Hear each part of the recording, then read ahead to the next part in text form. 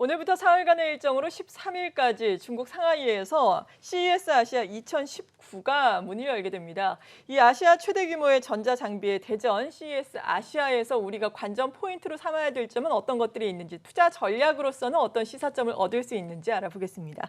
LG경제연구원의 배민근 연구위원, 오늘은 전화로 연결되어 있습니다. 안녕하세요. 안녕하세요. 네, 일단 2019 CES 아시아 어떤 관전 포인트가 있는지부터 알아볼까요? 네, 지금 미중 간의 어떤 무역 분쟁이 한층 격화되는 그런 상황이지 않습니까? 예, 그런 상황에서 여전히 아시아의 시장 또 공급자로서의 어떤 그 아시아 지역의 의미는 결코 작지 않다고 할 것인데요.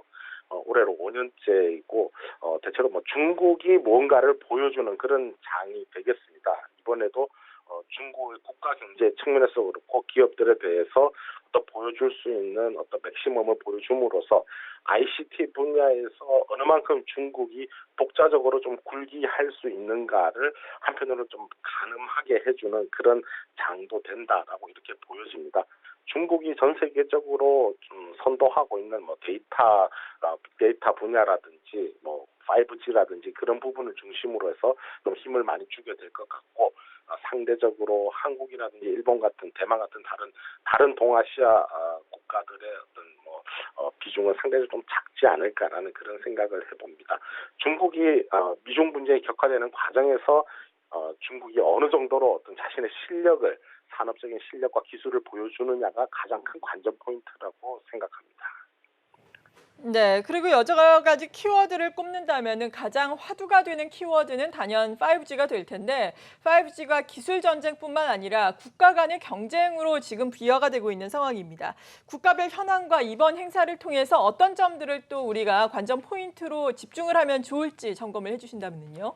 네, 5G를 선도하고 있는 중국 화웨이의 1차적으로 가장 큰 강점은 일단 가격 경쟁력 부분이라고 할 수 있고, 또 국내에서도 그런 매력도를 쉽게 외면할 수는 없는 측면이 있는 것 같습니다. 그런데 가격 경쟁력이라고 하는 것은 당장 눈에 보이는 것은 아니니까요.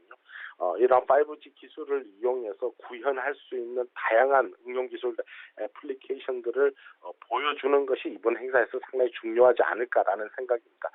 기본적으로 지금 뭐 많은 나라에서 5G 망을 깔고는 있습니다만은, 또 소비자들 입장에서는 약간 의아한 갸우뚱한 측면도 있다라는 것이죠. LTE도 충분히 써왔기 때문에 5G만이 보여줄 수 있는 것이 무엇이냐라고 하는 부분에 대해서 약간의 의구심 혹은 수요의 어떤 부족, 이런 니즈의 부족을 조금 느낄 수 있는 소지도 있는데, 또 이런 부분이 실제 산업에서 구현이 되기 위해서는 인접한 산업 영역에서의 어떤 규제 완화라든지 이런 부분까지 같이 가야 되기 때문에 실제로 구현이 되고 그것을 효과를 누리기가 좀 간단하지는 않다라는 것이죠. 뭐 이를테면 자율주행차라든지 원격 의료 진료라든지 이런 부분들이 다 해당이 되겠습니다. 그렇기 때문에 일단 1차적으로 구현이 가능한 방송이라든지 이런 부분들은 당연히 보여줄 수 있는 것이고, 일단 이런 쇼케이스를 통해서 미래 기술과 접목한 그런 구체적인 모습을 통해서 5G 분야의 어떤 유용성, 어떤 니즈 이런 것들을 자극하는 그런 것들이 나타날 수 있다라는 것이 가장 중요하지 않나라는 생각이고요.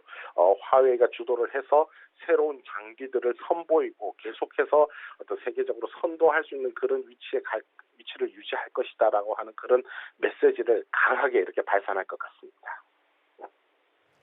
네, 그리고 이번 CES 아시아의 관건은 또 미중 간의 무역 분쟁이 치러지는 와중에 행사가 열린다라는 점인데, 공교롭게도 또 재밌게도 박람회의 주체가 전미 소비자 기술 협회, 그러니까 미국의 협회인데 개최지는 또 상하이가 되지 않겠습니까? 무역 갈등의 정점에서 치러지는 이번 박람회에 대한 양국의 반응은 어떤지, 여기에서는 또 우리가 어떤 점들을 봐야 한다고 생각하시는지 마지막으로 궁금한데요. 네, 미국의 어떤 그 산업단체가 결국은 아시아의 어떤 시장의 중요성 이런 부분들을 이제 인식을 하고 만들어낸 그런 행사가 되겠습니다만, 지금은 이제 오히려 주목의 대상이 되는 것은 아시아, 특히 중국의 독자적인 공급 능력이 이제 있느냐라는 부분이 되겠습니다. 그런 부분에 있어서 많은 것들을 보여주는 그런 장이 되지 않을까라는 생각이 되고요. 사실 이런 그 무역 분쟁과 관련해서는 최근 들어서는 이것이 관세 보복이고 거시 경제에 영향을 주고 부담을 많이 주기 때문에 경기를 안 좋게 만들고, 이것이 결국은 주식 시장을 비롯한 금융 시장에도 부담을 준다, 이런 논리에서 한층 더 나아가는 그런 양상인 것 같습니다. 미국과 중국 간에 서로 간에 우리 편에 가담하라라고 한국 경제, 한국 기업들에게 요구, 강요를 하는 입장이고요. 우리가 선택을 하게 되면 반대편에서는 또 좀 보복을 당하게 될 수도 있는 그런 어떻게 보면 불확실성이 아주 급격히 높아지고 있는 그런 상황이다. 이렇게 보니까 전반적으로 어떤 업황이라든지 이런 부분에 대해서는 좀 안 좋게 이렇게 볼 수 있는 여지가 커지는 것이고, 다만 그 안에서 업종별로 또 특히 기업별로 기업이 처하게 되는 어떤 이익의 변동성이 아래쪽뿐만이 아니라 위쪽으로도 굉장히 높아지는 상황이기 때문에 의외의 어떤 어닝 서프라이즈라든지 이런 부분도 나올 수 있는 부분을 투자 유의점으로 계속 좀 살펴보는 것이 중요하지 않나라는 생각이 듭니다. 네, LG경제연구원의 배민근 연구위원과 함께 오늘부터 사흘간의 일정으로 상하이에서 열리는 CES 2019 아시아에 대해서 자세하게 짚어봤습니다. 고맙습니다. 감사합니다.